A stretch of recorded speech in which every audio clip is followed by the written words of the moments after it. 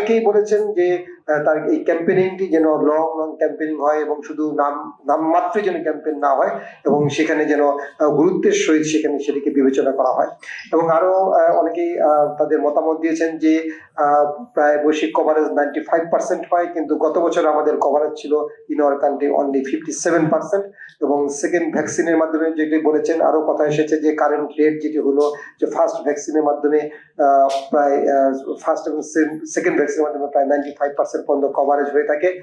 সেটি সম্পর্কে অনেকেই কথা বলেছেন। এবং আরো বলেছেন যে ইপিআই শিডিউলকে কিভাবে এক্সপ্যান্ডেড প্রোগ্রাম থেকে আরো স্ট্যান্ডার্ড করা যায় সে ব্যাপারেও আমাদের সুচিন্তিত মতামত দেওয়া উচিত। এবং গত 2 বছরে যে পলিটিক্যাল ইনস্টেবিলিটি ছিল সেই কারণেই হয়তো বা সেটি সম্পূর্ণ কলাপস করে, এবং যে ভ্যাকসিনেশন যে প্রক্রিয়াটি সেটি ঠিক মতো হয়নি এবং যার কারণে আইনগত কোনো ব্যবস্থা নেওয়া যায় কিনা সেই ব্যাপারেও তাদের কেউ কেউ তাদের বক্তব্যে তুলে ধরেছেন। এবং অনেকেই বক্তব্য রেখেছেন যে শুধু বাংলাদেশই নয়, ইতিমধ্যে 10টি দেশে এটি আউটব্রেক হয়েছে এবং সেখানে ইনক্লুডিং ইউএসএ যুক্তরাষ্ট্র সম্পর্কে কিন্তু কথা বলেছেন।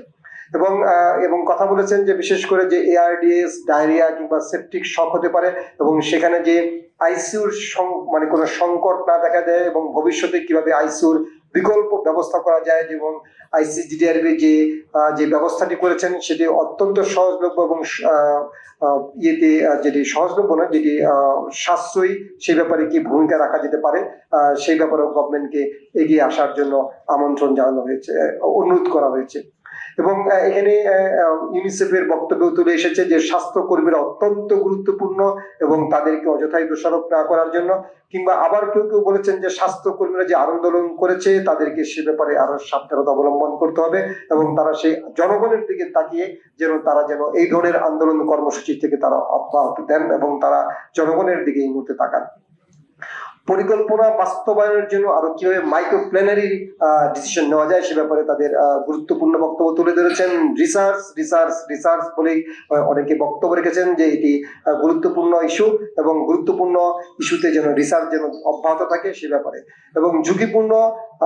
শিশুদেরকে যে দ্রুত আইডেন্টিফাই করা এবং তাদের সার্ভিলেন্সের মধ্যে রাখা সেই ব্যাপারে কিন্তু অনেকে সুনির্দিষ্ট বক্তব্য রেখেছেন। তাই আজকে যারা আলোচক বৃন্দ আমাদের মাঝে এসেছেন তাদের সময়ে তাদের গুরুত্বপূর্ণ সময়কে মানে আমাদের দিকে অন্তত দিয়েছেন এবং জনগণের কথা চিন্তা করে তারা এখানে এসেছেন। এবং বিশেষ করে আমি ওয়ার্ল্ড হেলথ অর্গানাইজেশন এবং ইউনিসেফের লোকাল এবং বিদেশি প্রতিনিধি যারা এখানে পার্টিসিপেট করেছেন, অনলাইনে পার্টিসিপেট করেছেন, তাদের সকলকে ধন্যবাদ জানাবো। এবং সরকারের যারা স্বাস্থ্য অধিদপ্তর থেকে যারা আমাদের এই আমন্ত্রণে সাড়া দিয়েছেন তাদেরকেও ধন্যবাদ জ্ঞাপন করবো। এবং বিশেষ করে যারা এই বিষয়ে বিশেষজ্ঞ আমাদের সিনিয়র চিকিৎসকগণ যারা এখানে এসেছেন এবং তারা বিজি প্র্যাকটিশনার সেটা রেখেও তারা কিন্তু চিন্তা করেছেন যে সরকারকে কিভাবে সহযোগিতা করা যায় সে ব্যাপারে তারা তাদের সুনির্দিষ্ট বক্তব্য রাখার জন্য এসেছেন। এবং মিডিয়া ব্যক্তিত্ব যারা মিডিয়াতে সুপরিচিত মুখ তারাও কিন্তু এখানে এসেছেন, এবং যারা মিডিয়ার যারা বিভিন্ন ইলেকট্রনিক মিডিয়া, প্রিন্ট মিডিয়ার যারা আমাদের সকল সাংবাদিক বৃন্দ এখানে এসেছেন তাদেরকেও আমরা আমাদের পক্ষ থেকে ধন্যবাদ জ্ঞাপন করছি। এবং আমরা এই ব্যাপারে সুস্পষ্ট আমাদের এখান থেকে বক্তব্য এসেছে যে আসলে এই দীর্ঘ অল্প সময়ের যে গভর্নমেন্ট, মাত্র